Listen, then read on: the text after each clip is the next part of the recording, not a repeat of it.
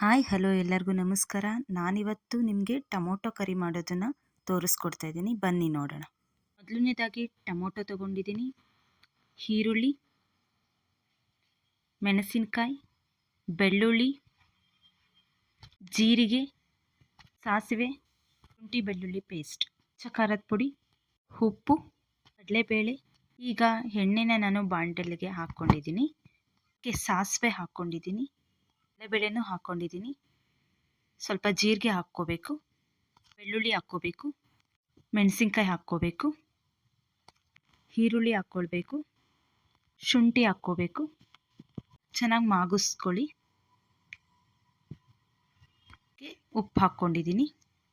ನಂತರ ಟೊಮೊಟೊ ಹಾಕ್ಕೊಳ್ಳಿ, ಕಟ್ ಮಾಡಿ ಇಟ್ಕೊಂಡಿರ್ತಕ್ಕಂಥ ಟೊಮೊಟೊನ. ಕುದಿ ಬಂದಮೇಲೆ ಇದಕ್ಕೆ ಖಾರದ ಪುಡಿ, ಖಾರದ ಪುಡಿ ಹಾಕ್ಕೊಡ್ಬೇಕು. ಖಾರದ ಪುಡಿ ಹಾಕ್ಕೊಂಡು ಸ್ವಲ್ಪ ಮಾಗಿಸ್ಕೊಳ್ಳಿ. ಚೆನ್ನಾಗಿ ನೀರು ಬಿಟ್ಕೊಂಡಿದೆ, ಚೆನ್ನಾಗಿ ಕುದಿಸ್ಕೋಬೇಕು. 10-15 ನಿಮಿಷ ಕುದಿಸ್ಕೊಳ್ಳಿ. ಈ ಥರ ಚೆನ್ನಾಗಿ ಕುದಿಬೇಕು. ಈಗ ಟೊಮೊಟೊ ಕರಿ ರೆಡಿಯಾಗಿದೆ. ನಾನು ರೊಟ್ಟಿ ಜೊತೆ ಟೊಮೊಟೊ ಕರಿ ಮಾಡ್ಕೊಂಡಿದ್ದೀನಿ. Thank you all.